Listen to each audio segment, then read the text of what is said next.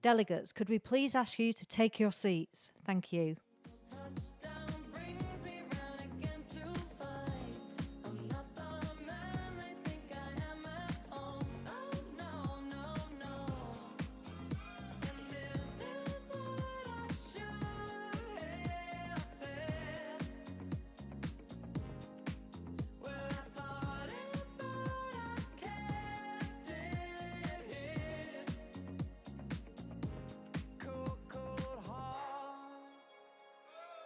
Hard done by you.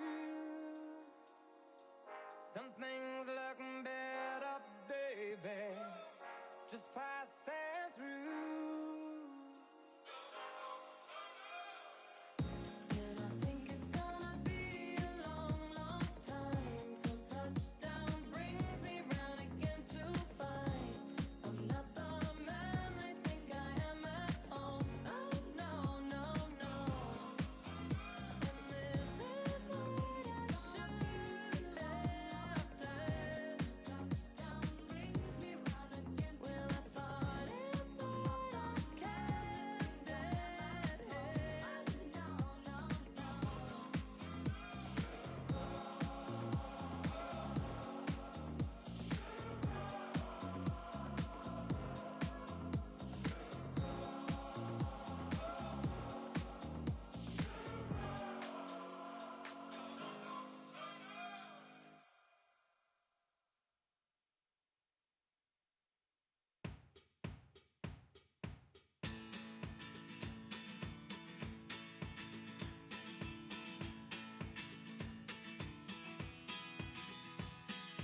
Found a map and it broke my heart. I didn't know that I'd ever go this far with a compass point driving ink into my arm.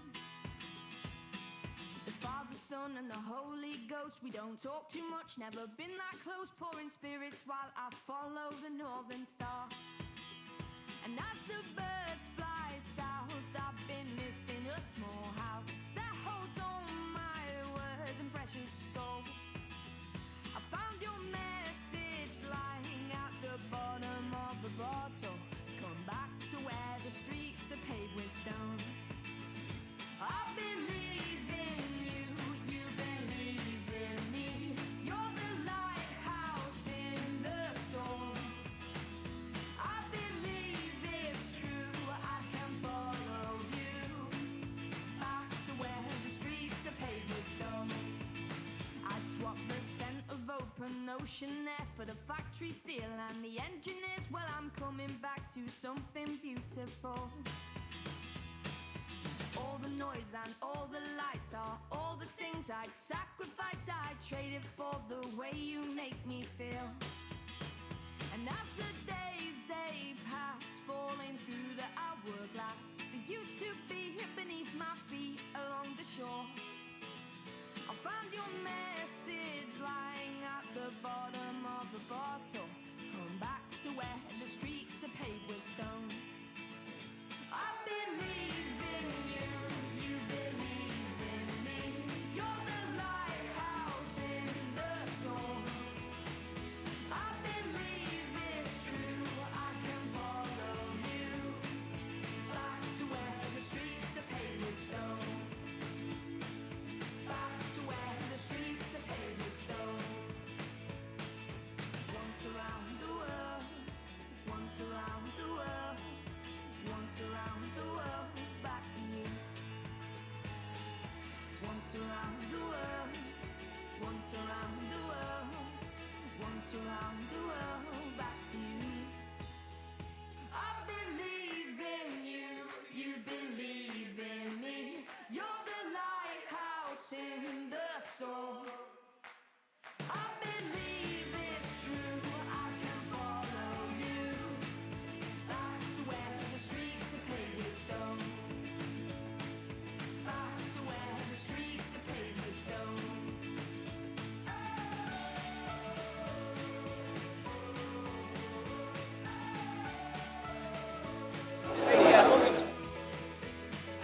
Once around the world, once around the world, back to where the streets are paved with stone.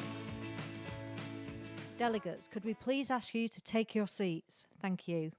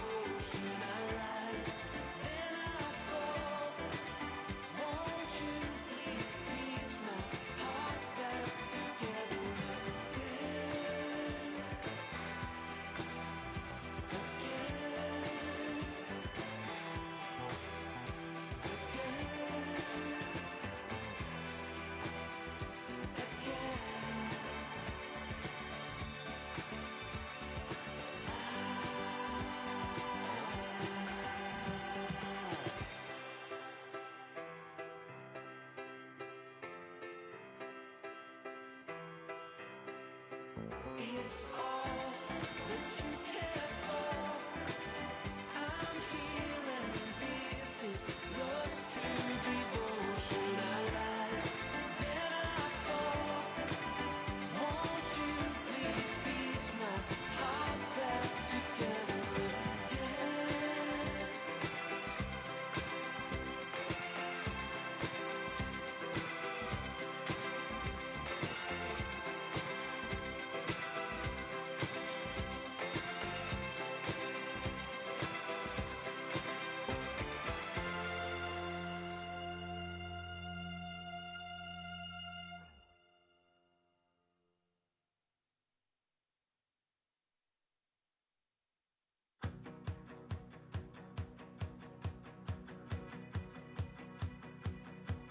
My love, my lover, lover, lover, I'm in paradise whenever I'm with you. My mind, my mind, well, it's a paradise whenever I'm with you. Ride on, well, I will ride on down the road, I will find you, I will hold you, I'll be there. It's long, well, it's a mighty long road, but I'll find you, I will hold you, and I'll be there. I know you heard it from those other boys, but this time it's real. It's something that I feel it. I know you heard it from those other boys, but this time it's real. It's something that I feel it. If it feels like paradise running through your bloody veins, you know it's love heading your way. If it feels like paradise running through your bloody veins, you know it's love heading your way. My time, my time, well, it's a never-ending helter-skelter. We'll be out whatever the weather. My heart, my boom, boom, heart, it's a beat and it's a thumping, and I'm alive. I know you heard it from those other boys, but this time it's real. It's something that I feel it. I know you heard it from those other boys, but this time it's real. It's something that I feel it. If it feels like paradise running through your bloody veins, you know it's love heading your way. If it feels like paradise running through your bloody veins, you know it's love heading your way.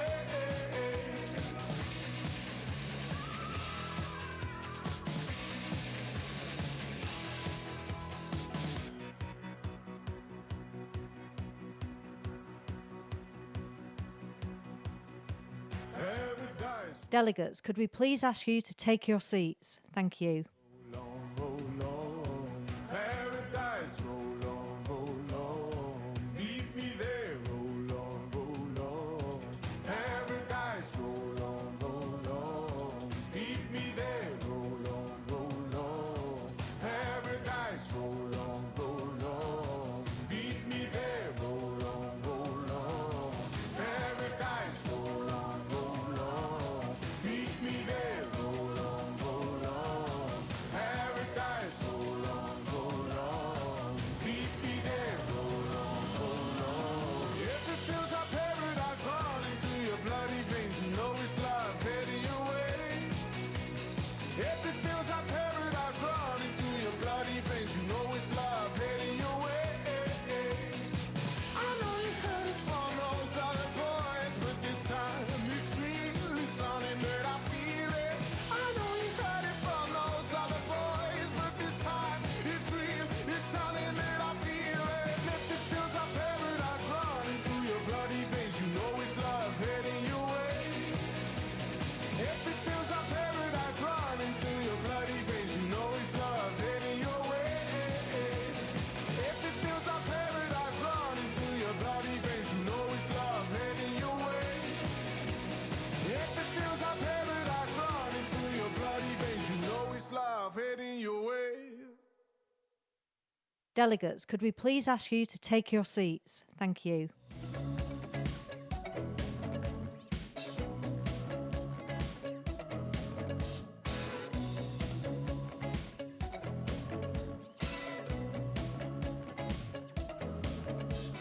You don't have my number,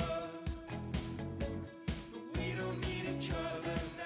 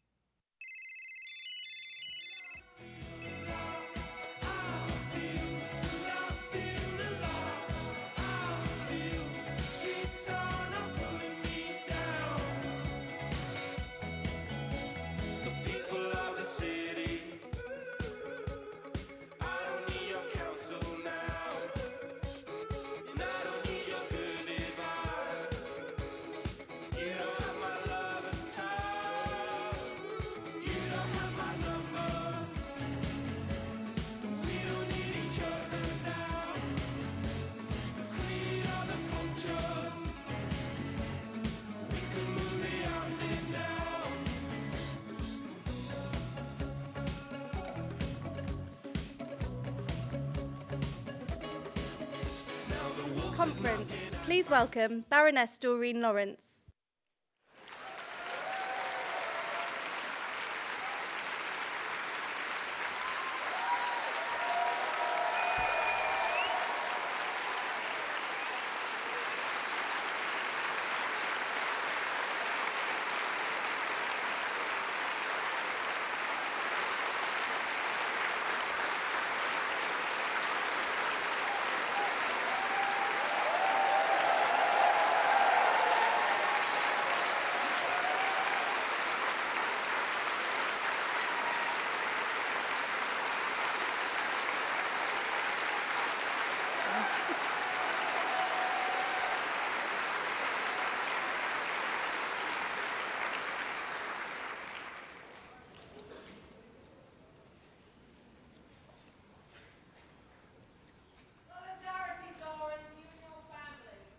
Thank you.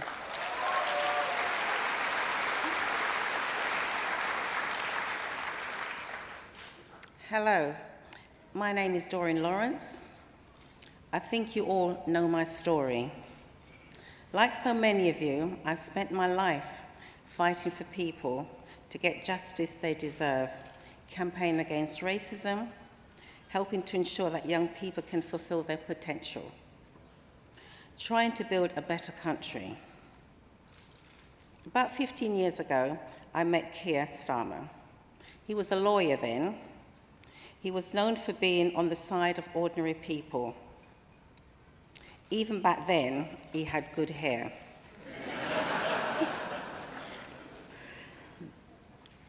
Keir's always on the side of families who deserve justice. He took the decision to prosecute my son's Stephen's murderers. It meant that finally some justice was done. He has been a friend to me ever since. Through my campaigning, I've met a lot of people who talk a lot. But Keir is someone who listens and acts. That's why when I said I could be his race advisor, he said yes. Because I knew it wouldn't just be about talking, it would be about changing things. He asked me to investigate the impact of COVID on minority communities. I was shocked by what we found, how Black communities were badly affected by COVID because of the inequality in our society, how people's health was so badly impacted by the discrimination they faced, how inequality made the pandemic so much worse. Keir didn't just read my report. He said, this must lead to real change. And when I'm Prime Minister, it will do.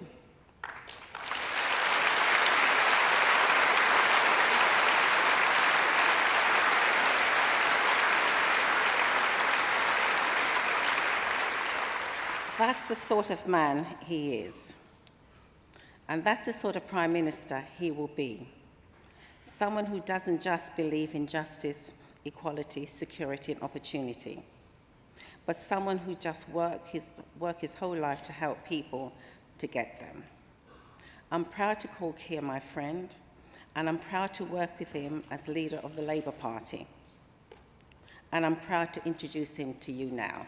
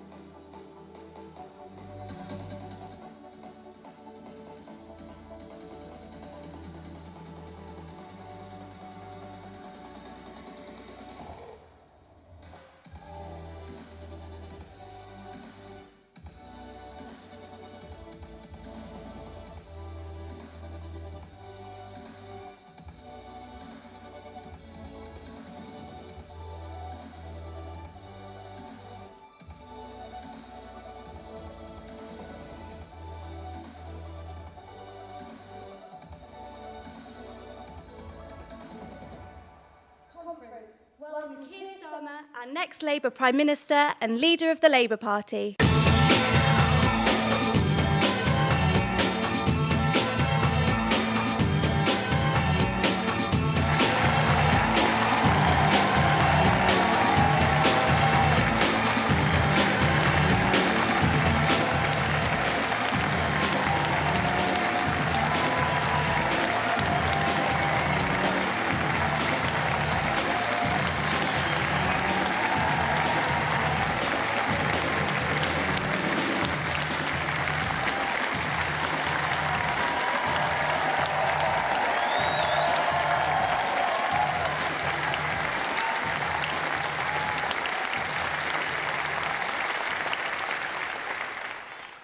Thank you so much, conference. I've waited 17 months, 25 days and 2 hours to appear in front of you in this hall as leader of our great party.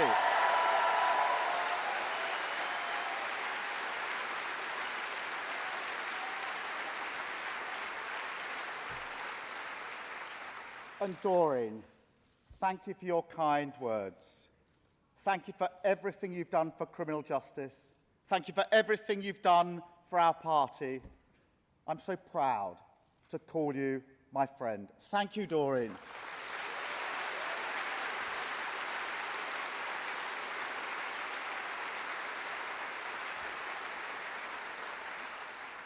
And conference, let me take this first opportunity to thank my brilliant Shadow Cabinet and Shadow Lords team for everything that they have done in the last 18 months. Thank you so much, colleagues.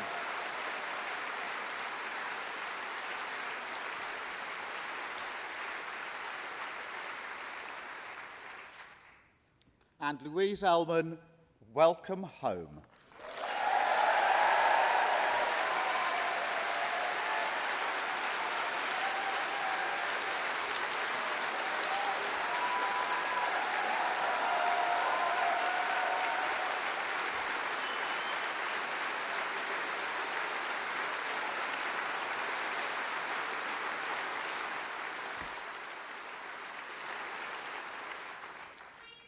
This hasn't always been an easy conference. Sunday was particularly nerve-wracking, but then the results started coming through. Arsenal 3, Tottenham 1.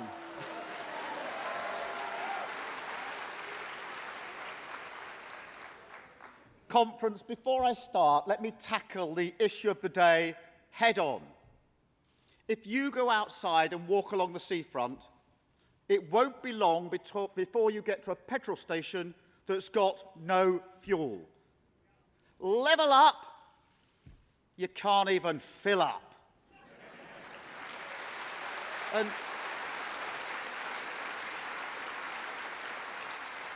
And conference, doesn't that just tell you everything you need to know about this government?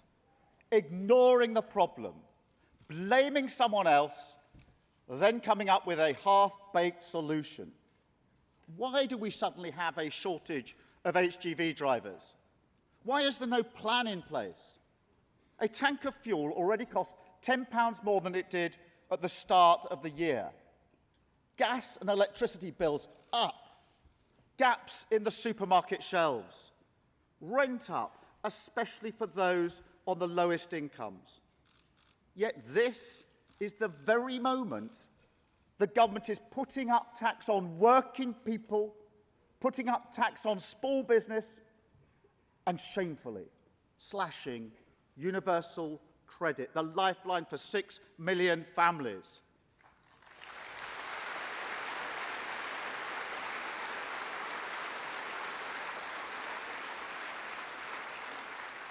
We have a fuel crisis, a pay crisis, a goods crisis, and a cost of living crisis all at the same time. Conference, let me quote to you what the Prime Minister said at the United Nations last week. We believe that someone else will clear up the mess we make because that's what someone else has always done. Well, Prime Minister, Either get a grip or get out of the way and let us step up and clear up this mess.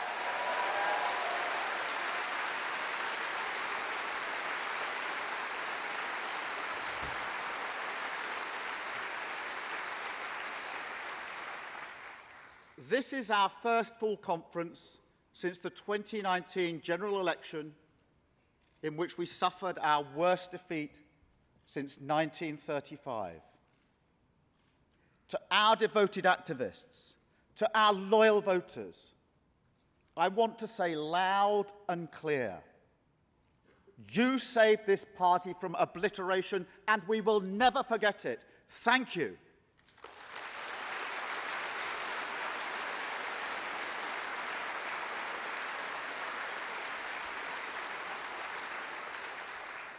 But my job as leader is not just to say thank you to the voters that stayed with us. It is to understand and to persuade the voters who rejected us.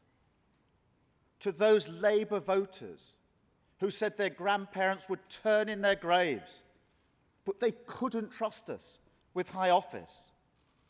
To those who reluctantly chose the Tories because they didn't believe that our promises were credible.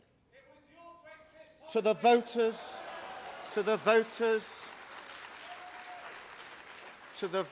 that thought we were unpatriotic or irresponsible, or that we looked down on them, I say these simple but powerful words. We will never, under my leadership, go into an election with a manifesto that is not a serious plan for government.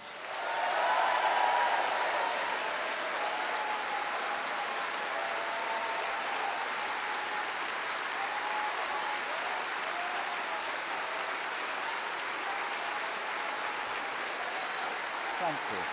Thank you. Thank you.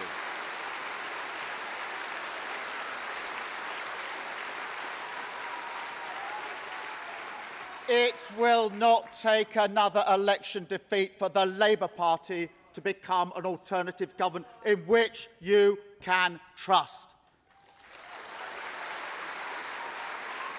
And conference, that's why it's been so important to get our own house in order this week, and we have done that.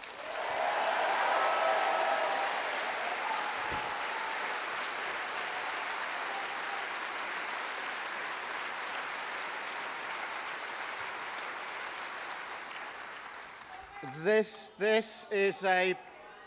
At this time on a Wednesday, it's normally the Tories that are heckling me. Doesn't bother me then. Won't bother me now.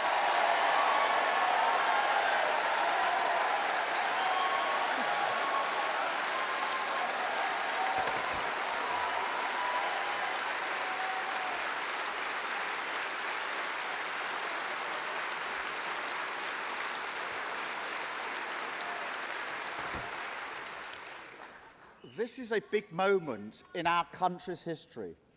We will look back at this moment and we'll ask, how did the nation rebuild after the pandemic? Did we learn? Did we use the crisis to make the future? I see a government lost in the woods with two paths beckoning. One path leads back where we came from. None of the lessons of COVID are learned. The flaws that were brutally exposed by the pandemic all worsen. Childhood poverty increases. The crisis in social care gets worse. The housing market still broken. Slow and steady decline. But there's another path down which we do address the chronic problems revealed by COVID with the kindness and the togetherness that got us through. That path leads to a future in which a smart government enlists the brilliance of scientific invention to create a prosperous economy and a contribution society in which everyone has their role to play. It will be a future in which we make an opportunity out of tackling the climate crisis, and in which Britain is once again a confident actor in the world. I believe in this country, and I believe we will go forward. Today, I want to tell you how. Today, I want to tell you where my passions were born and why I'm in politics. There are two rocks in my life, the two sources of what I believe to be right and good: family and work. I'm not from a privileged background.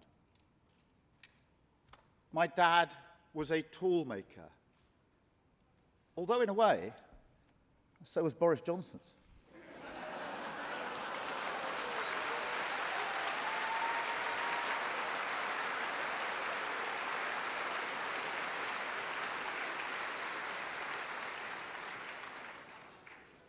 My dad was a tool maker in a factory who worked on the shop floor all his life. He gave me a deep respect for the dignity of work. There are some lines from Auden that capture the beauty of skilled work. You need not see what someone is doing to know if it's his vocation. You only have to watch his eyes. How beautiful it is, that eye on the object look. I saw that eye on the object look in my dad. The pride that good work brings. It puts food on the table, and it provides a sense of dignity. So when I hear that this country is creating so many low-paid jobs, and when I tell you that good work and fair growth will be the priority for a Labour government, I haven't learnt this in some political seminar. I learnt it around the kitchen table. I learnt it at home from my dad. How pride derives from work. How work is the bedrock of a good economy. And how a good economy is an essential partner of a good society. That is why I am so proud to lead a party whose name is Labour.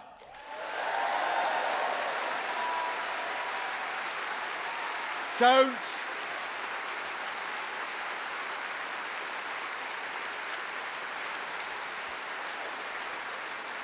forget it. Don't forget it. Labour, the party of working people.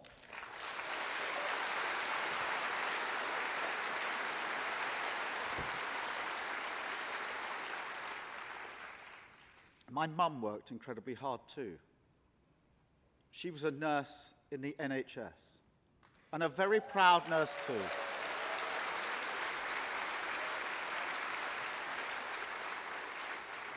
I got from my mum an ethic of service. But my mum was also, unfortunately, a long-term patient of the NHS. When she was young, she was diagnosed with Still's disease. It's a rare form of inflammatory arthritis which severely restricts mobility. This disease, along with the drugs she had to take to control it, took a very heavy toll. The NHS, that had been her livelihood, became her lifeline. There were times, many times, when Mum was so ill that she had to go into hospital. I remember going into the intensive care unit one day, as I often did. Mum's bed was a riot of tubes and temperature devices.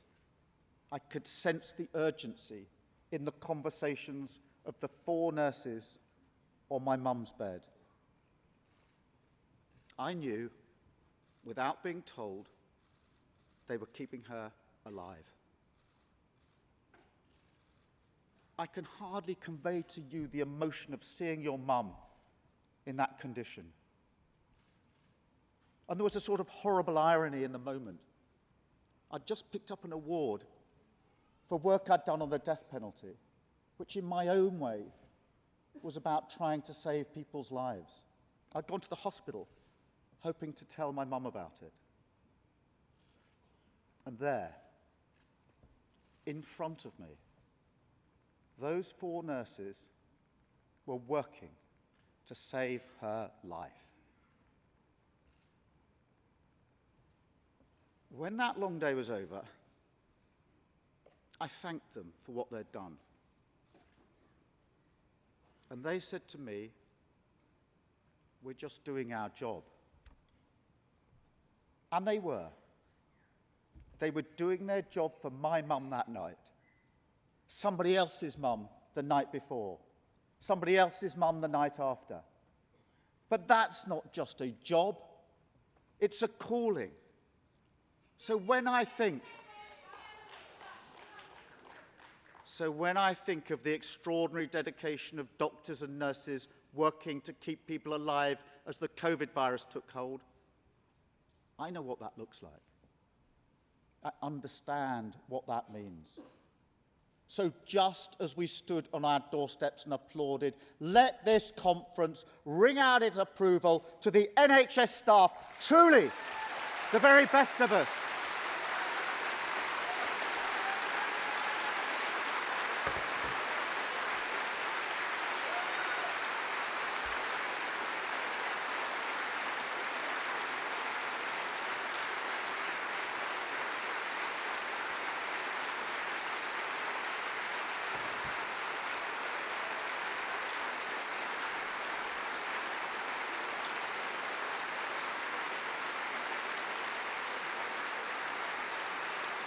Thank you, Conference.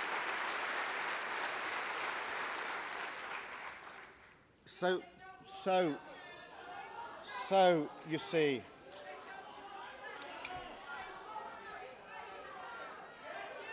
shouting slogans or changing lives, Conference.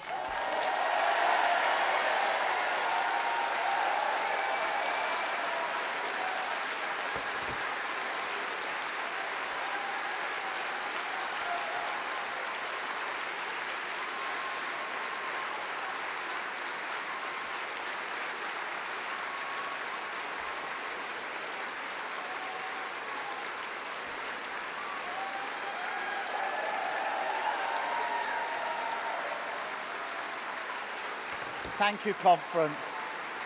Thank you, Conference. So you see, family life taught me about the dignity of work and the nobility of care. Conference, as I say, slogans or changing lives. Slogans we can chant all day. We can chant all day.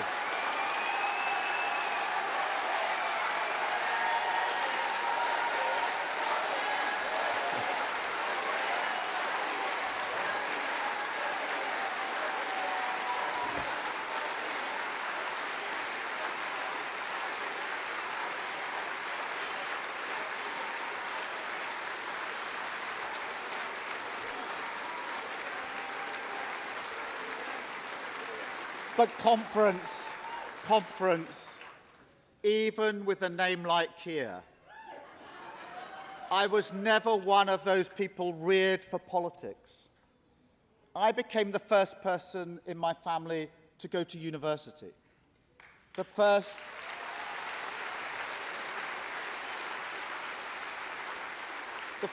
to go into the law. And every day as a lawyer, if you're a young radical as I was, you think of yourself as working for justice. You see people getting a raw deal and you want to help. Justice, for me, was not a complicated idea. Justice, to me, was a practical achievement. It was about seeing a wrong and putting it right. That's my approach in politics too. Down to earth, working out what's wrong, fixing it.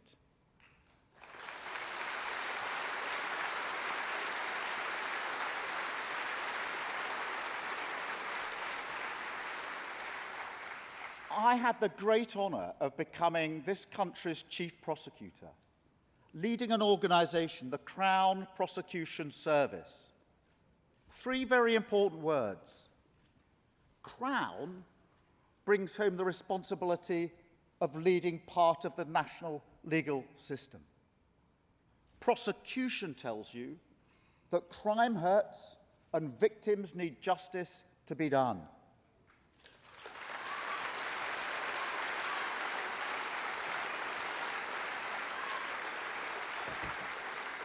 Service is a reminder that the job is bigger than your own career advancement.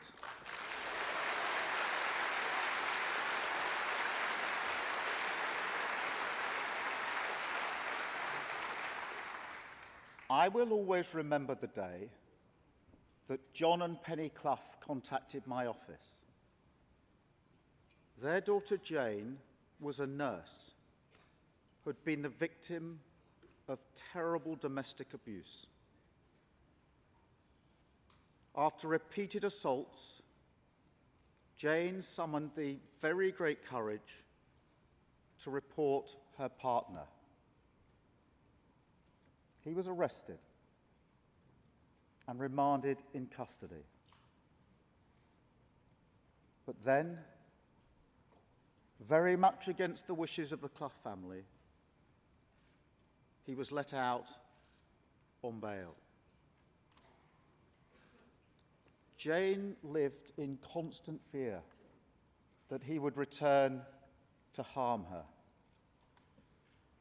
She tried to ensure she never travelled to work alone. The one morning that Jane arrived at work unaccompanied, he was waiting for her in the hospital car park where he stabbed her 71 times. When Jane's parents got in touch, my office advised me not to see them. You can't get emotionally involved in cases, they said. I replied, if I haven't got time to see the parents of a young woman who's just been murdered, then what am I doing in this job?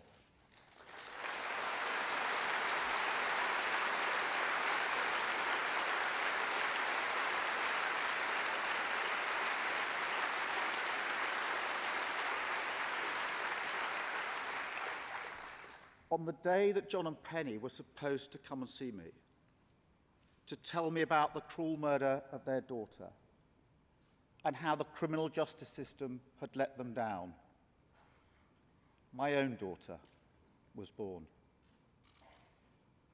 We had to push back the meeting. It was an incredibly emotional day for all of us. As I listened to John and Penny tell me Jane's story, I knew that a great injustice had been done.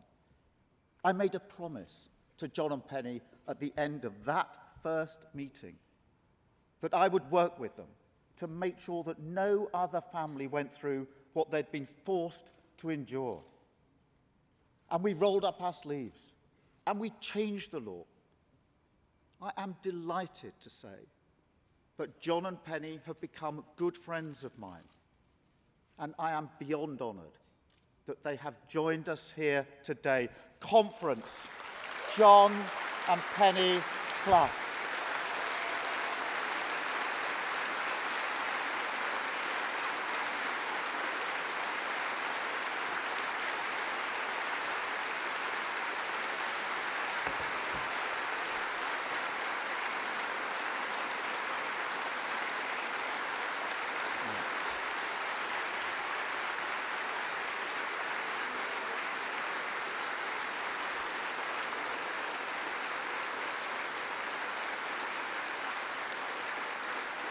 Fiscal.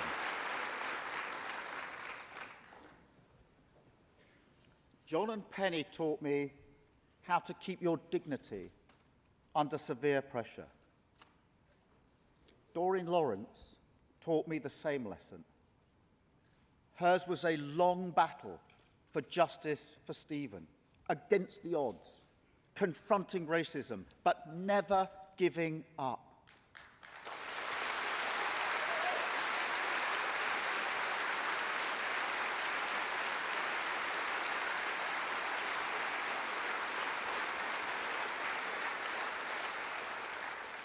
Her courage and resilience over 28 years is impossible to describe in words.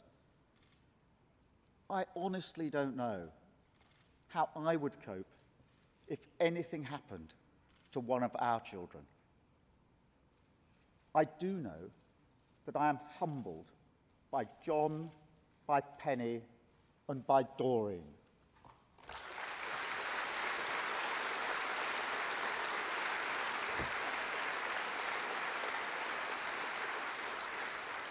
And that is why, under my leadership, the fight against crime will always be a Labour issue. A Labour issue.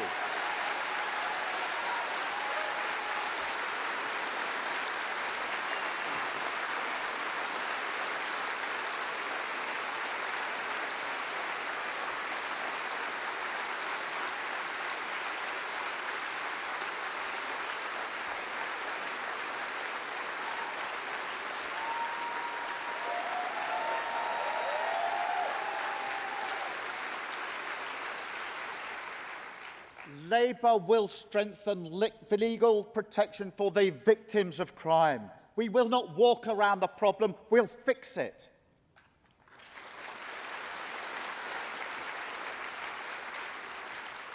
Conference, when I learned that 98% of reported rape cases don't end in a criminal charge, I couldn't believe it. I couldn't believe it. I asked my team to check the figures. That can't be right, I said. But it was. Shocking. So we will fast-track rape and serious sexual assault cases, and we will toughen sentences for rapists, stalkers, and domestic abusers.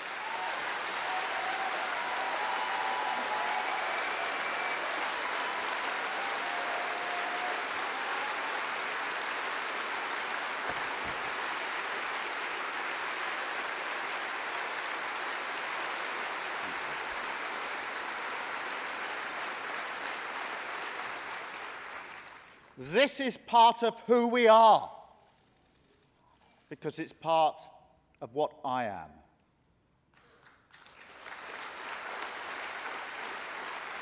Today, conference, I'm here to tell you what I stand for. But I'll also tell you what I won't stand for. I won't stand for 2 million incidents of antisocial behaviour this year. I won't stand for record levels of knife crime that we have in this country today. And I won't stand for 9 out of 10 crimes going unsolved.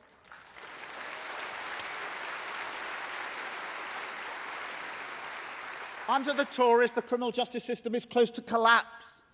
There's never been a bigger backlog in the Crown Courts. After 11 years of Tory government, we have lost more than 8,000 police officers. They pretend it doesn't make any difference. It does. Ask the workers on the day shift at Tata Steel in Wolverhampton. They told me about the repeated incidents in their neighbourhood.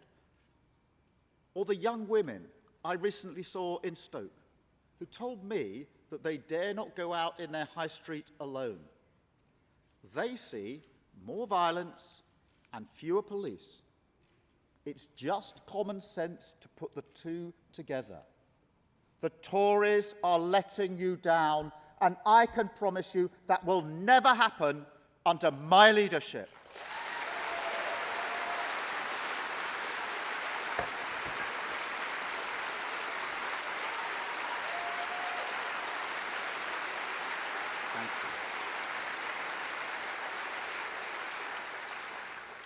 Conference, there's something else I took from a career in the law. and that's that there's one law and it applies to everyone. Now, I try to remain calm in the bear pit of parliamentary politics. I'm not a career politician. I came to politics late in life, and I don't much like point scoring.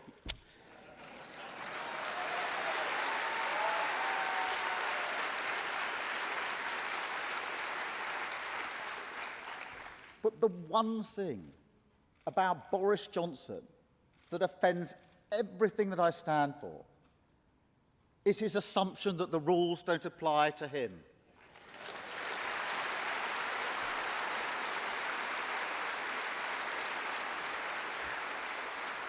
When Dominic Cummings took a trip to Barnard Castle to test his eyesight, Boris Johnson turned a blind eye. When Matt Hancock breached his own lockdown rules, Boris Johnson declared the matter closed. When I got pinged, I isolated.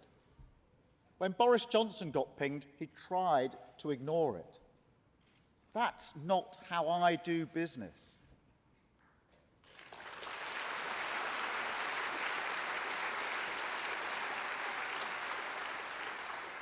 When I was the chief prosecutor and MPs fell short of the highest standards on their expenses, I prosecuted those who had broken the law.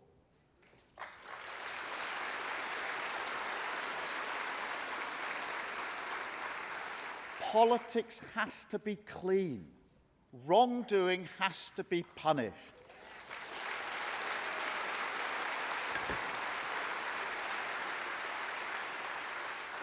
Conference, there are times in this Parliament when I feel like I've got my old job back.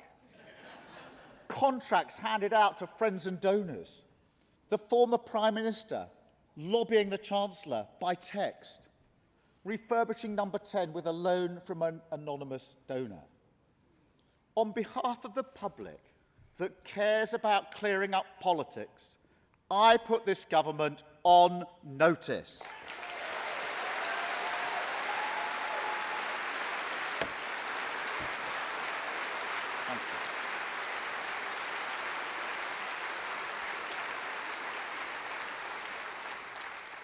I've spent my entire working life trying to get justice done.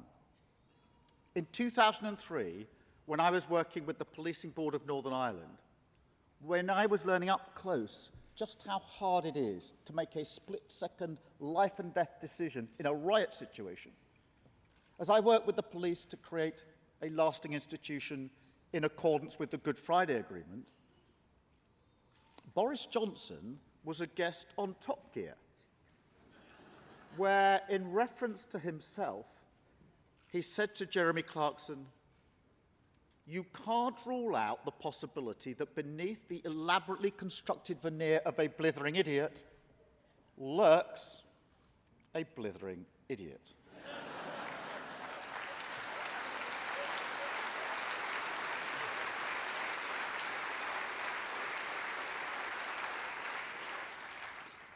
When, in the autumn of 2010, I was the chief prosecutor working with Doreen Lawrence to finally get a prosecution of the two men that murdered Stephen, Boris Johnson was writing an article in The Telegraph declaring a war on traffic cones. And when this country was threatened by terrorists who were trying to bring down planes with liquid bombs, I spent the summer of 2010 helping to put those terrorists behind bars where they could no longer pose a danger to British citizens.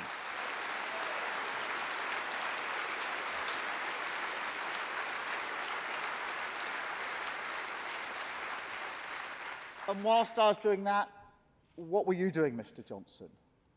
You were writing a piece defending your right not to wear a cycle helmet. Conference, it's easy to comfort yourself that your opponents are bad people. I don't think Boris Johnson is a bad man. I think he's a trivial man. I think he's a showman.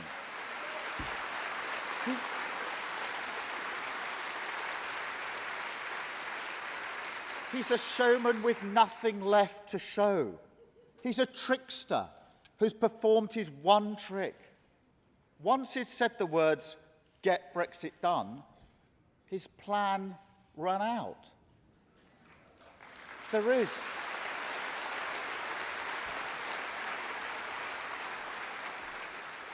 is no plan. The questions we face in Britain today are big ones. How we emerge from the biggest pandemic in a century. How we make our living in a competitive world. The climate crisis. Our relationship with Europe. The future of our union. These are big issues, but our politics is so small. These times demand a responsible leader with clear values.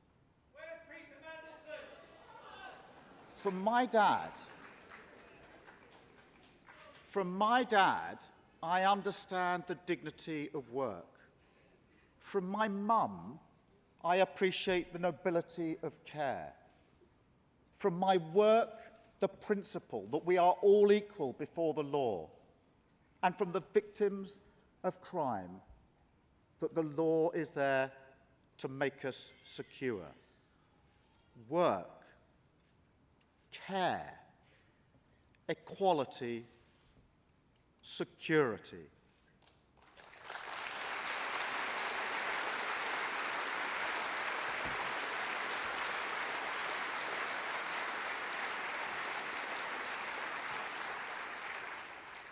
That's what I mean by justice, and that's what I've been aiming at all my working life. That's why I'm in politics, and those are the values this country needs as we first seek to recover from the pandemic, and then to look with excitement and anticipation at the path that beckons us to retool Britain for the future, to make this nation anew.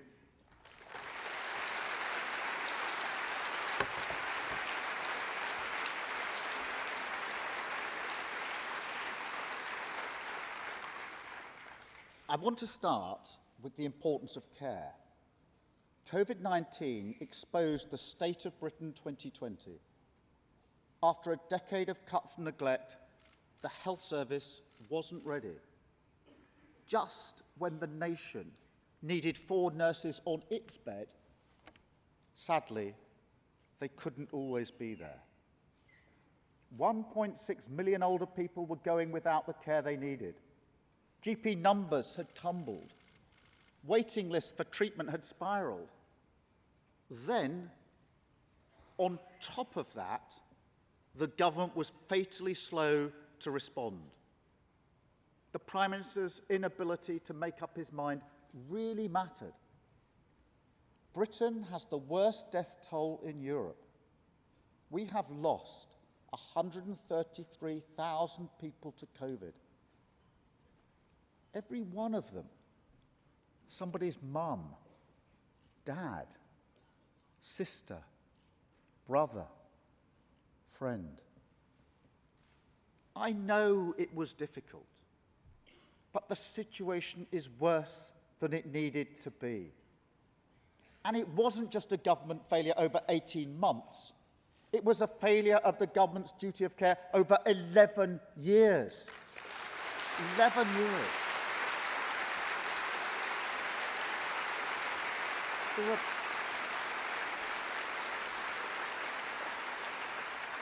There are cracks in British society, and COVID seeped into them. Low earners were at greater risk.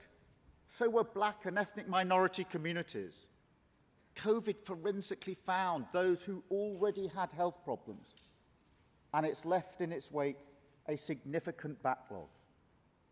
NHS waiting lists are at the highest level on record. 5.5 million people are waiting for treatment. The great scandal of the pandemic was what happened in our care homes. And let me tell you this, conference, an unfair tax hike that doesn't fix social care and doesn't clear the NHS backlog is not a plan.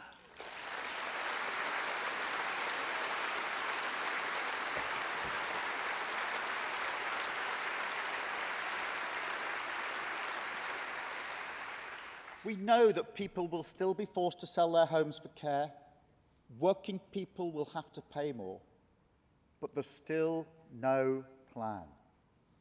A plan would prevent problems before they bite. A plan would provide care at home, where people are. A plan would ensure the workforce was properly valued. And a serious plan wouldn't be funded by hammering working people.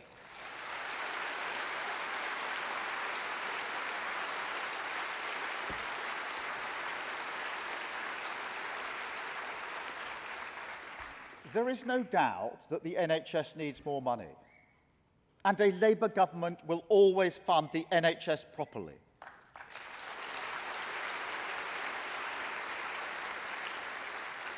But the future of the NHS can't just be about chasing extra demand with more money, and neither can it be about reshuffling the furniture in yet another pointless reorganisation.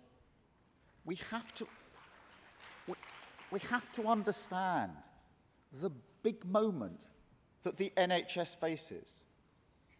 In 1900, the average British person expected to live to the age of 48. Today, average life expectancy is 80.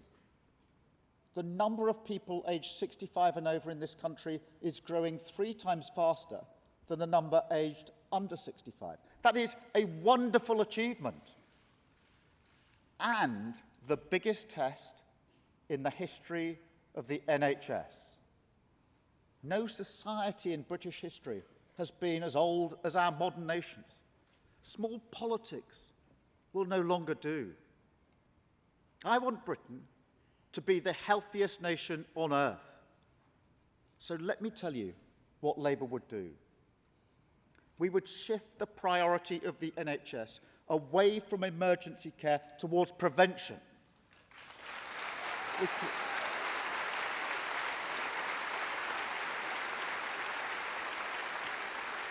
We can catch problems early, and at the same time we can use the resources of the NHS better. And I don't just mean physical illness either. With every pound spent on your behalf, we would expect the Treasury to weigh not just its effect on national income, but also its effect on well-being.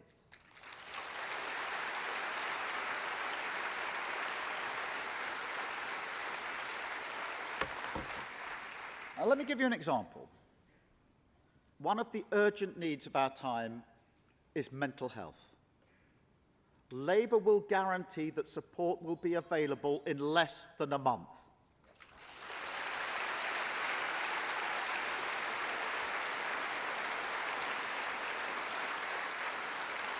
We will recruit the mental health staff that we need.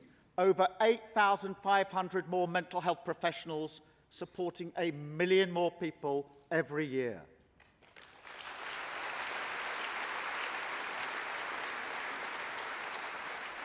Under Labour, spending on mental health will never be allowed to fall. And we'll make sure that children and young people get help early by ensuring that every school has specialist support and every community has an open access mental health hub.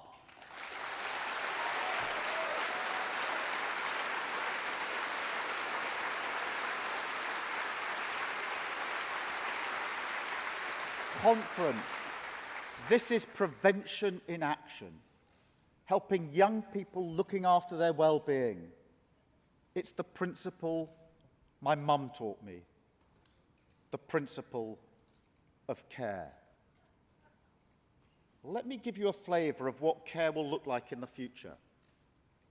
I was at University College Hospital in London recently. An orthopaedic surgeon told me about a robot. This robot sits on the operating theatre, making sure every incision is just right. The surgeon can't go wrong because the robot works an override system, a bit like driving a car with a driving instructor. The doctor and the robot working together are so efficient that patients can be discharged a whole day early. Over time, that means thousands of hospital beds are freed up. The range of possibility is bewildering. Precision editing of the genome will help us wipe out pathogens. The science of robotics and exoskeletons will help patients who are struggling to move. Virtual reality is being used to alleviate suffering of post-surgical pain. I could talk about this all day. I promise I won't. I don't pretend to understand all the medical science, but as politicians, we have to recognise the scale of what's happening and put the power of smart government behind it.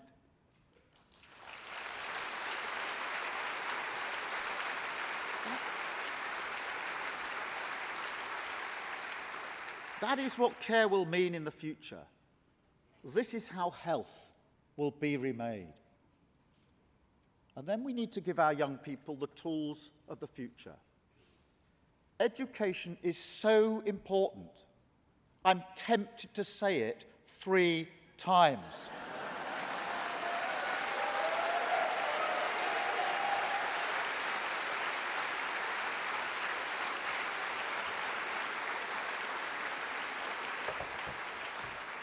When you don't invest in young people, the whole nation suffers, and the less fortunate get behind.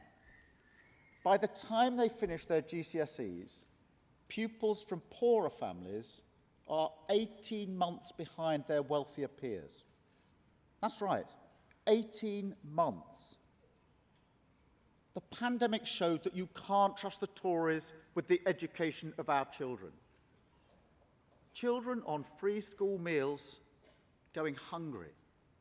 There was U-turn after U-turn on school closures. The attainment gap between rich and poor grew. The government asked Kevin Collins, a recognised expert in the field, to be their recovery czar. He told them what they needed to do, and they said no. When he saw the government plans, which he described as feeble, Mr. Collins had no option but to resign. If you can't level up our children, you are not serious about levelling up at all.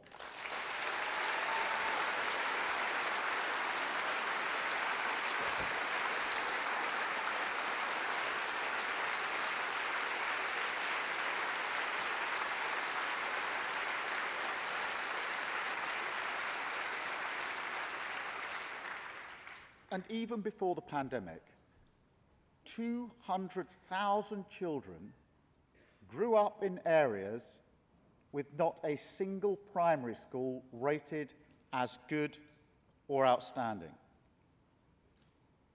Just think about that. Not a single primary school rated as good or outstanding. I want every parent in the country to be able to send their child to a great state school.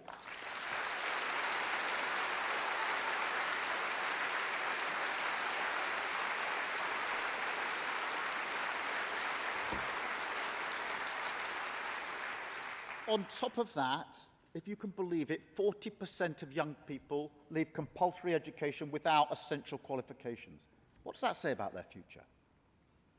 We will not put up with that. That is why Labour will launch the most ambitious school improvement plan in a generation, not walking around the problem, but fixing it.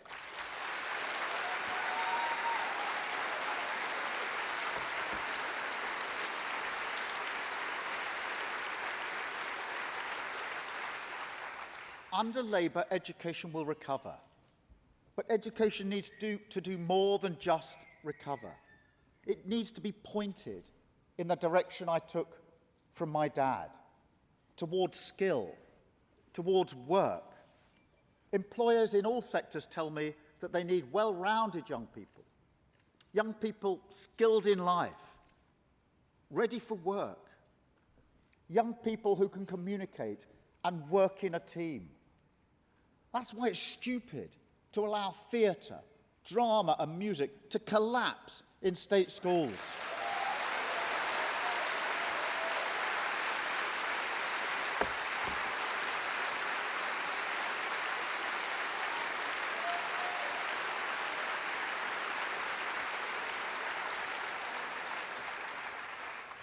We want every child to get the chance to play competitive sport and play an instrument.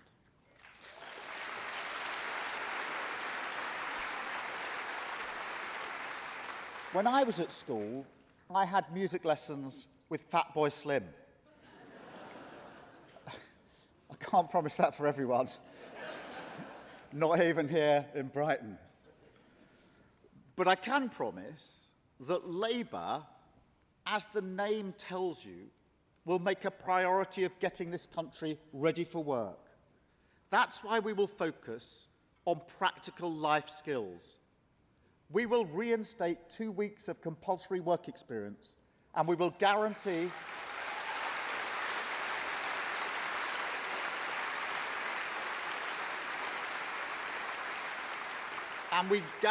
that every young person gets to see a careers advisor. But conference, young people won't be ready for work or ready for life unless they are literate in the technology of the day.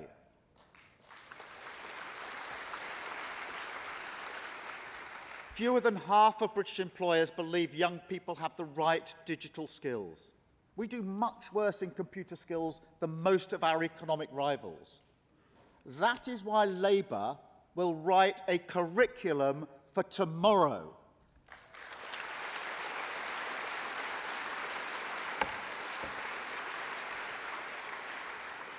Reading, writing, and arithmetic are the 3 pillars of any education.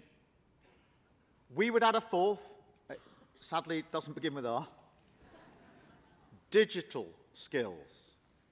We need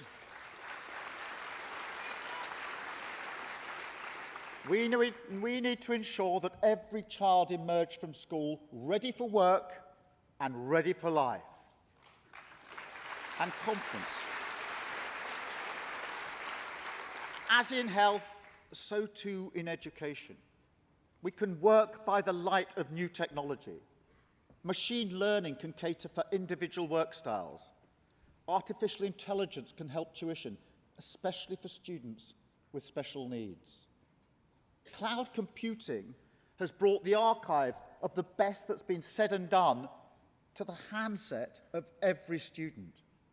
There is so much possibility, and all we have to do is to learn to adapt.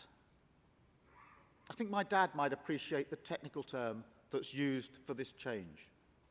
It's known in the trade as retooling.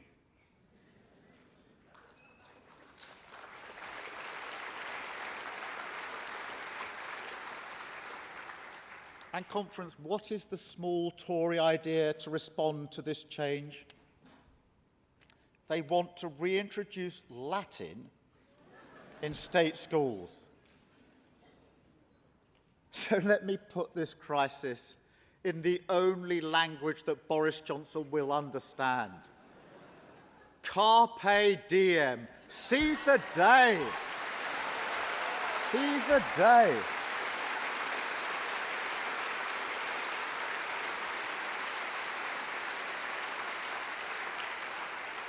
Finally, it's time to act, to educate our young citizens in the skills they need for work and the skills they need for life.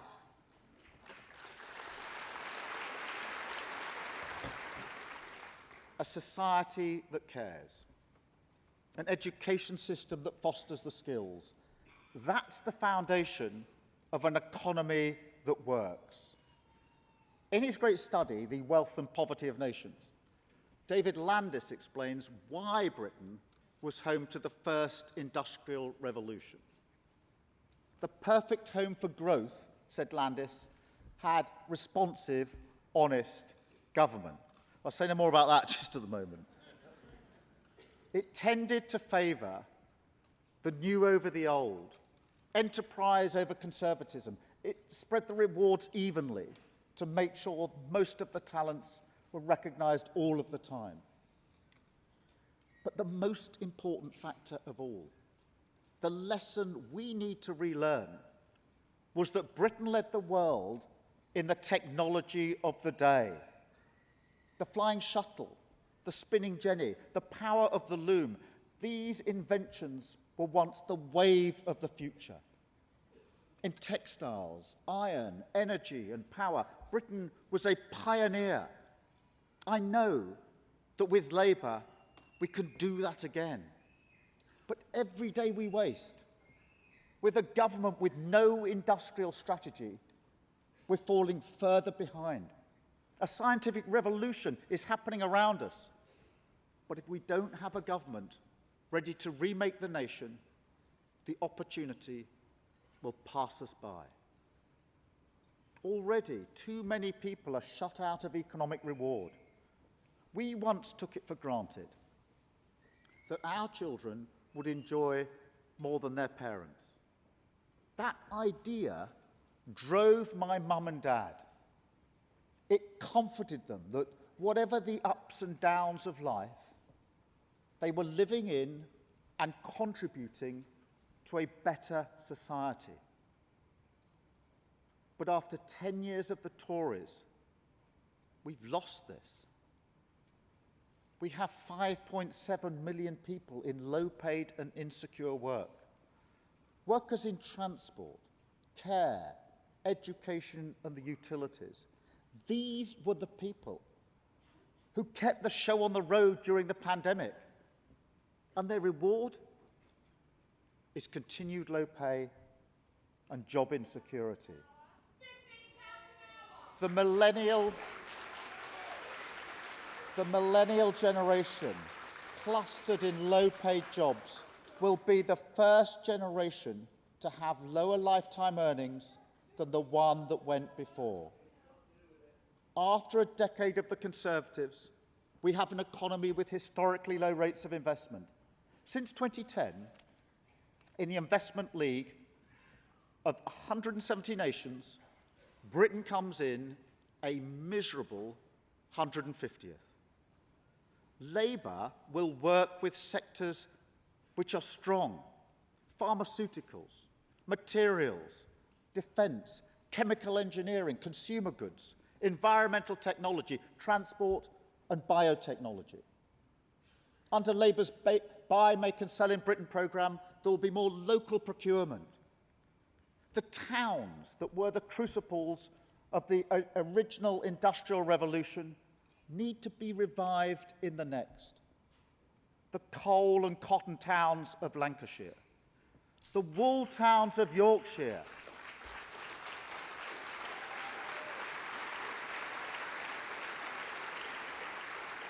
the great maritime and fishing economies of our seaports. These places made Britain the envy of the world.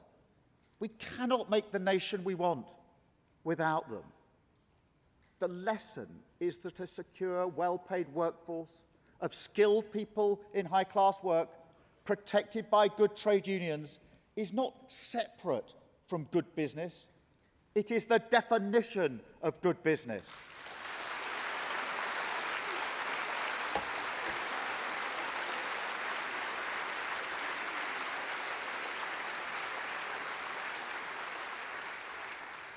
And good business and good government are partners.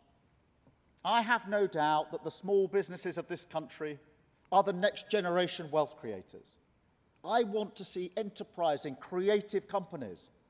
I want to see them make a profit and employ more people. I want to create the conditions in which inventive small businesses can grow into inventive big businesses. But we don't give ourselves the best chance. I've lost count of how many business leaders have told me that they wish their time horizon could be longer. So when I say that Labour pledges to change the priority duty of directors to make the long-term success of the company the main priority, we will do it with the blessing of British business.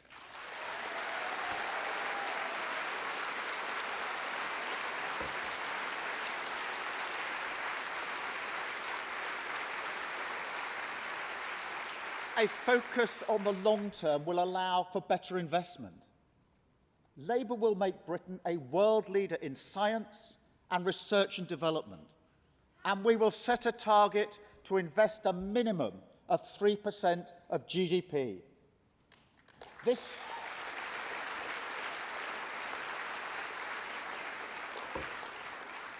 nation will not grow with the low wages, low standard, low productivity of the Tories. I'm determined we're going to change this by investing in our businesses, by unleashing our creativity, by bringing forward the New Deal for working people launched by Angela on Saturday.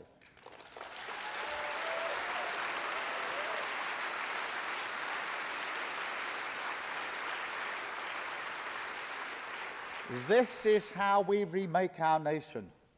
The good society and the strong economy as partners. Without a good society, we waste the talents of too many people. Without a strong economy, we cannot pay for the good society. Talk is cheap, but progress isn't. If we want permission to create the good society, we have to win trust that we will create a strong economy.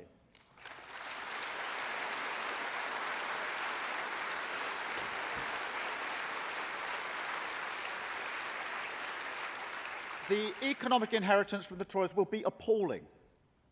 A botched Brexit, followed by COVID, has left a big hole.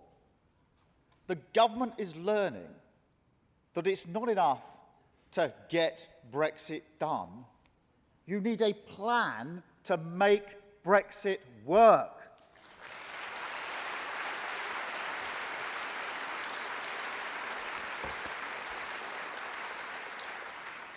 I do see a way forward after Brexit. If we invest in our people and our places, if we deploy our technology cleverly, and if we build the affordable homes we so desperately need. But the public finances we inherit will need serious repair work. I take the responsibility of spending your money very seriously. That's why our approach to taxation will be governed by the three principles. The greater part of the burden should not fall on working people.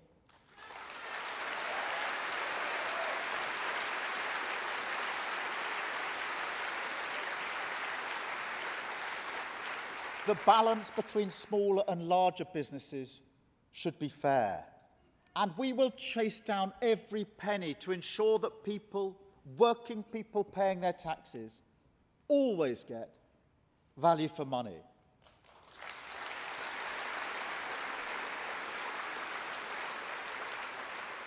As Rachel said on Monday, all spending will be scrutinised by an Office for Value for Money.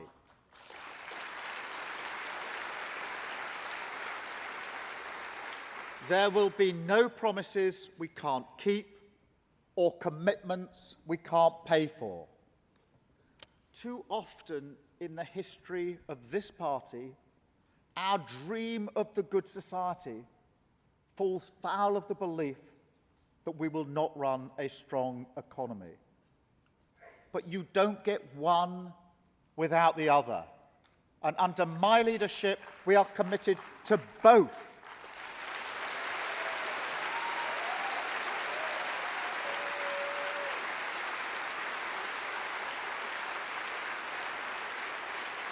And I can promise you now, under my leadership, Labour will be back in business.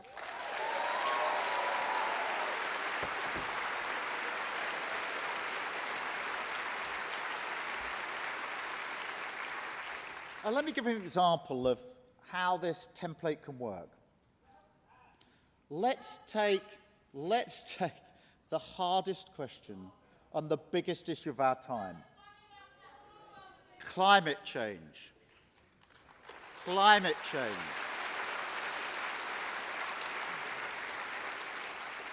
This is an issue of security.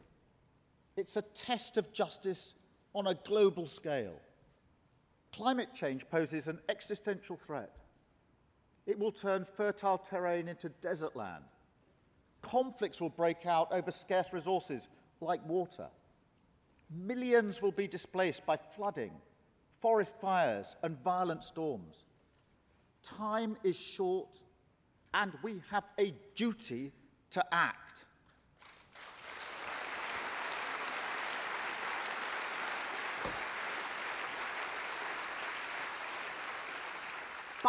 But that obligation shouldn't daunt us. It should embolden us. Shifting the economy onto a sustainable path is full of promise for Britain. Full of promise. Every time I enter a high-tech factory, I wonder what my dad would have made of it. Not so long ago, we shaped metal by drilling it, milling it, and turning it. I remember my dad working with a spark eroder, submerging metal in a liquid and using an electrical charge to shape it. We thought it was revolutionary at the time. But at Airbus recently, where they're developing the world's next hydrogen wing, I saw them working with 3D engineering, literally shaping components by bringing together particles and matter in a way completely unimaginable in the factory my dad used to work in. I saw young apprentices in a fully unionized factory, proud of the skilled work that they were doing. And their pride came from knowing that they were at the heart of a revolution, building the next generation of hydrogen and battery planes. They felt like pioneers of flight, perched on the edge of a cliff, taking the risk, knowing that success for one of them would change the world. In Scotland, I saw the great potential of wind power at Whiteley Wind Farm. Yet conference of the 250 wind turbines at Whiteley, not one of them was made in Britain. From their manufacturing base in Fife, the workforce can see the turbines literally being towed in from places like Indonesia. The next generation of deep-sea wind turbines could be our opportunity. Skilled engineering, offshore work, sectors where we could lead the world if only we had a government willing to lead.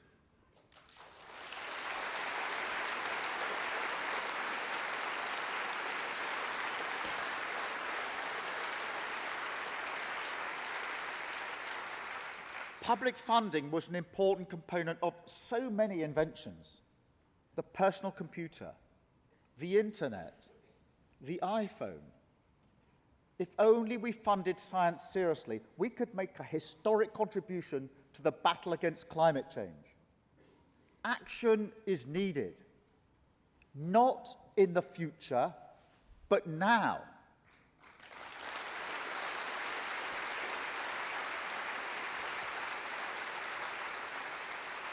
If we delay action by a decade, the costs of climate transition will double. This urgency is why Labour will bring forward a Green New Deal.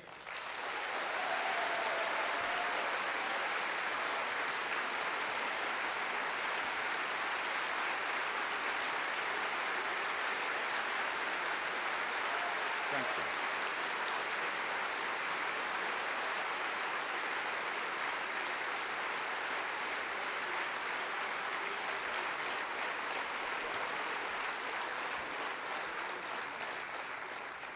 Our Green New Deal will include a climate investment pledge to put us back on track to cut the substantial majority of emissions this decade.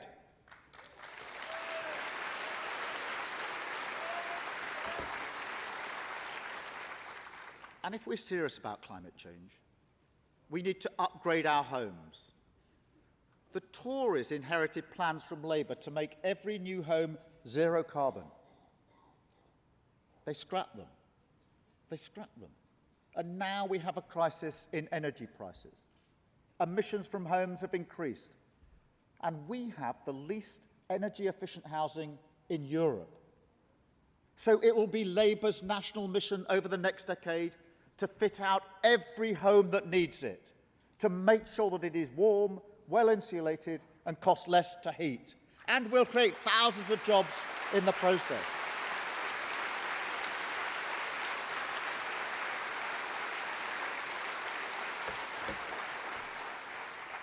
I can also pledge that we will introduce a Clean Air Act.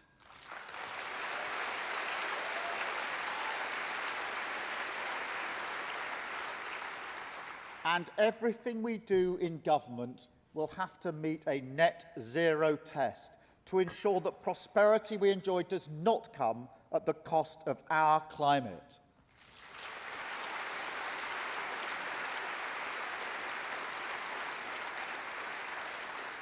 And that's why on Monday, Rachel set out her ambition to become Britain's first Green Chancellor.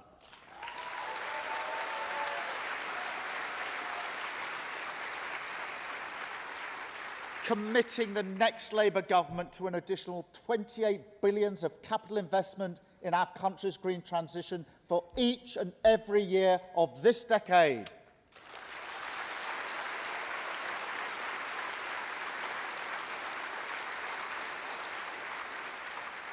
Like those pioneers in flight, and like those young engineers working on the next generation plane, we have it within our grasp to make a historic difference.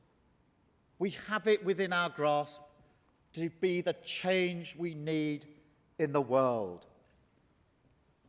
After a decade of Tory government, how we need that change. Under the Tories, wages have fallen in every English region. Local government has been cut to the bone. More than 500,000 more children live in poverty, and so do 500,000 more pensioners. For the first time in decades, life expectancy has stalled. And after all that, the Tories expect us to believe that levelling up is more than a slogan. Well, let me offer the Conservative Party a lesson in levelling up. If they want to know how to do it, I suggest they take a look at our record the last time we were in government.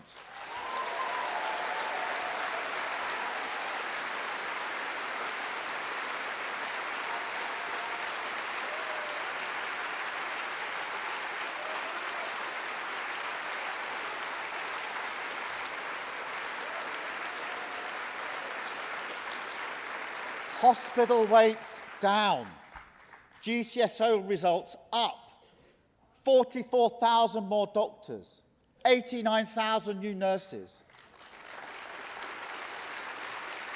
Child poverty down 1 million, pensioner poverty down 1 million.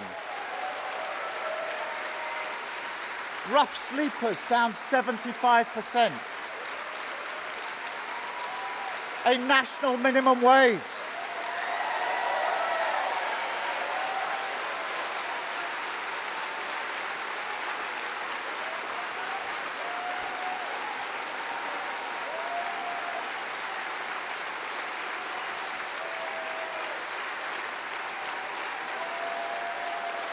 Conference.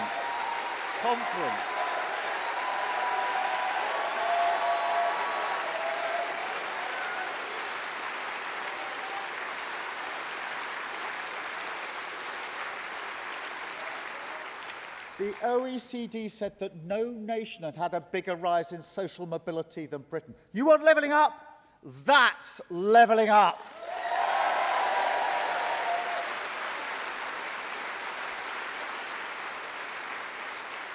And you can see the benefit of Labour in power today.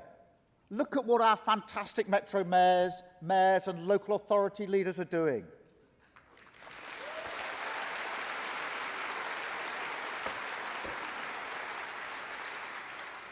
And let's hear it for the difference Mark Drakeford and his team are making in Wales.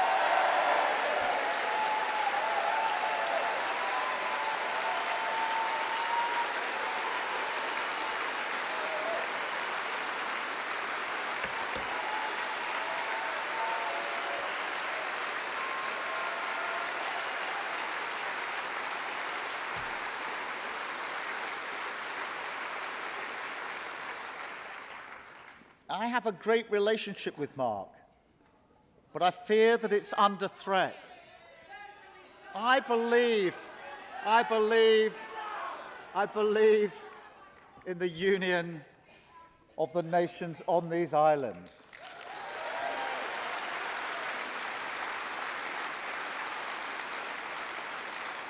But we have a cavalier government that's placing it in peril. Scotland is in the unfortunate position of having two bad governments.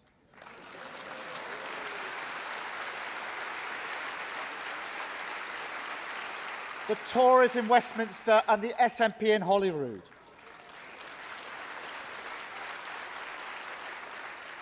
When Nicola Sturgeon took office, she said she wanted to be judged on her record. Well, these days, with the poorest in society less well educated and less healthy, and with the tragedy of so many drug-related deaths, we hear rather less about the SNP's record.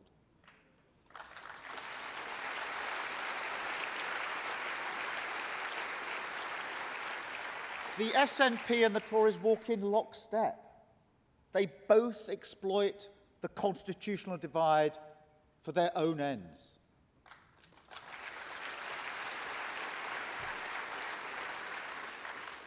Labour is the party that wants to bring our nations together.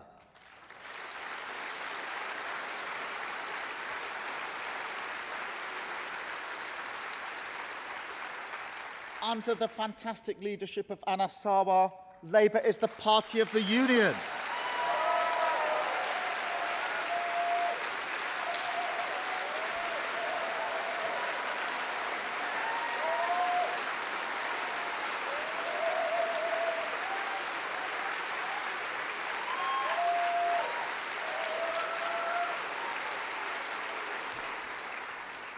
Because it's not just that divorce would be a costly disruption, although that's true. And it's not just that our union is in all our economic interests, though that is also true. It's that we're more progressive together. We are more secure together. We're a more bigger presence in the world together.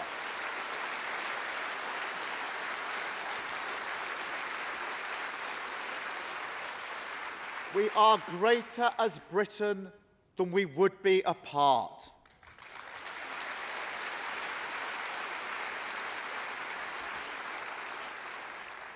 As Gordon Brown said recently, when a Welsh or Scottish woman gives blood, she doesn't demand an assurance that it must not go to an English patient.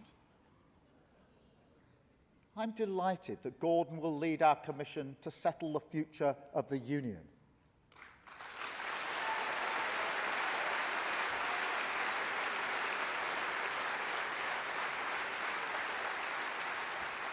And I know that Gordon believes that if you look past the Tories' pathetic attempts to divide us in a culture war, you can glimpse a tolerant, progressive nation of which we can all be proud.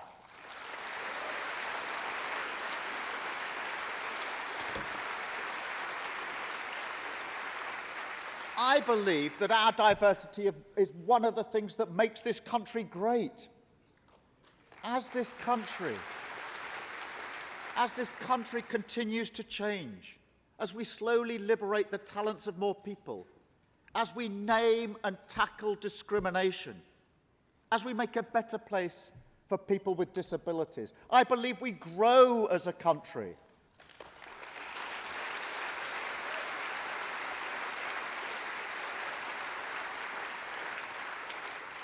When the government ignored Marcus Rashford's campaign on school meals, I was shocked. But I couldn't believe it when Rashford and the England team took the knee to highlight and condemn the racism that they had had to endure. The Home Secretary encouraged people to boo. Well, in this conference hall, we are patriots.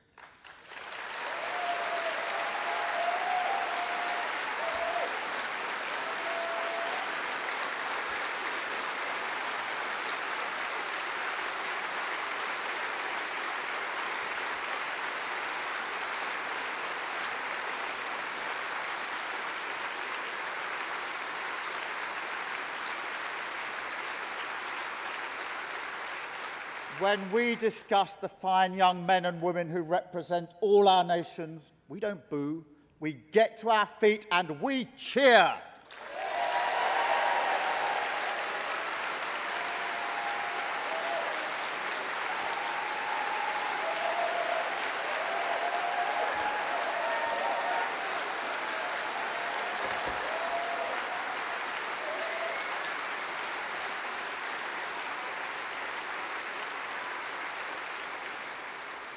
Let me say a word too about another band of great British men and women. Our military put themselves in harm's way to protect our security. I am proud of them.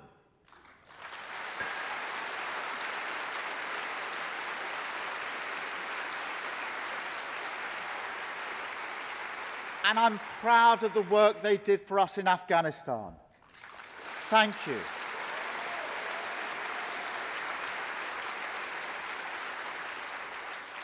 It grieves me to see Britain isolated and irrelevant.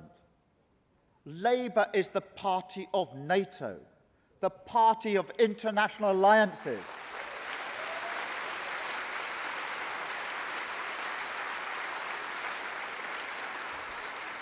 Under Labour, we will rebuild our alliances, we will mend broken relationships, and we will do right by the great Britons who serve in our armed forces.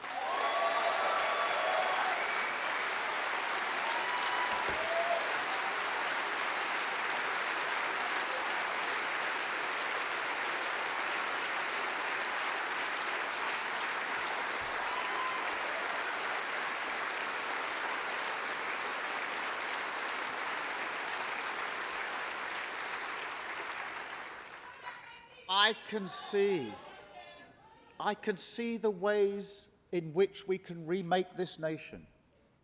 And that's what we get to do when we win.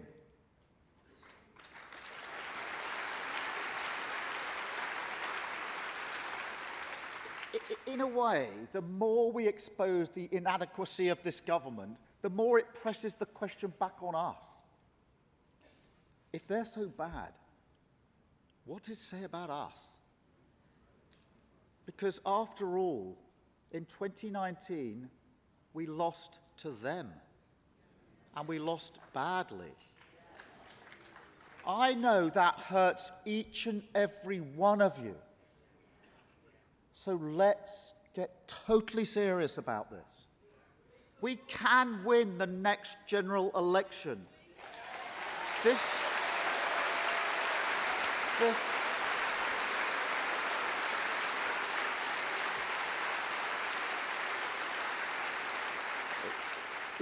government can't keep the fuel flowing. It can't keep the shelves stacked. And you've seen what Boris Johnson does when he wants more money. He goes straight to the wallets of working people. Labour is the party that's on the side of working people.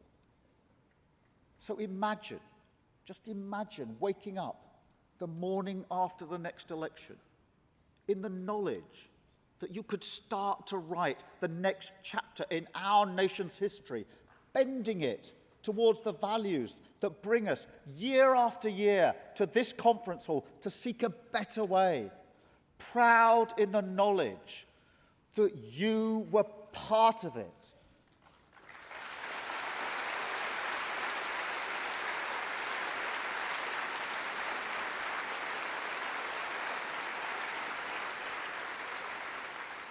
I have loved my first full conference as leader. I've really loved it.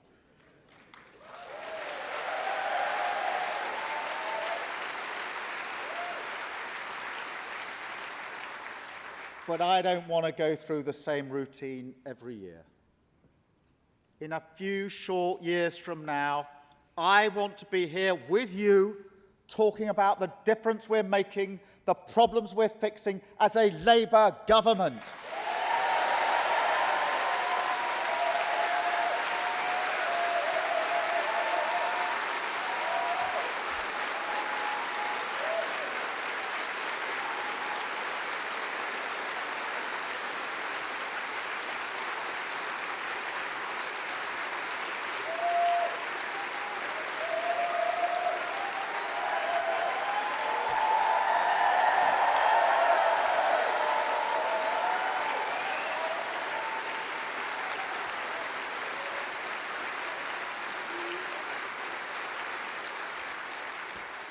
That is what this party is for. That is the object of the exercise.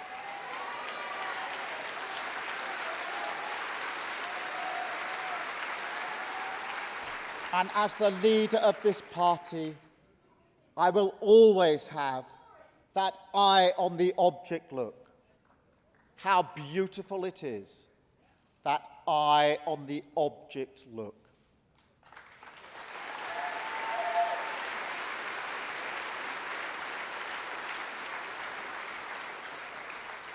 This is a big moment, a time of rapid change.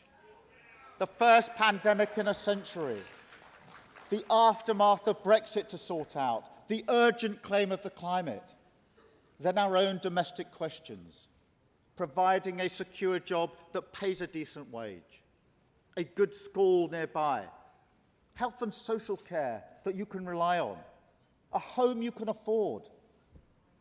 This is a big moment that demands leadership. Leadership founded on the principles that have informed my life and with which I honour where I have come from.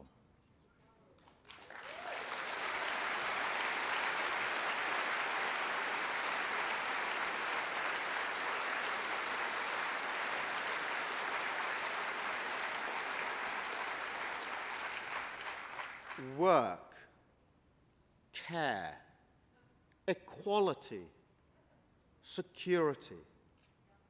I think of these as British values. I think of them as the values that take you right to the heart of the British public. And that is where this party must always be.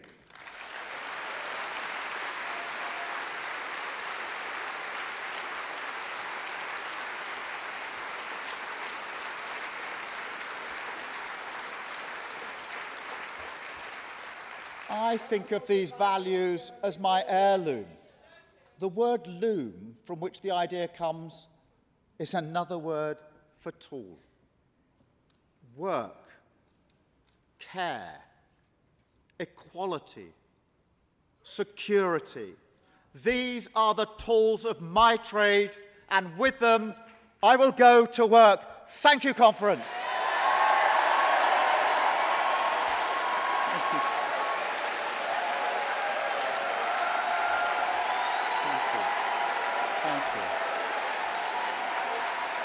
Thank you, conference.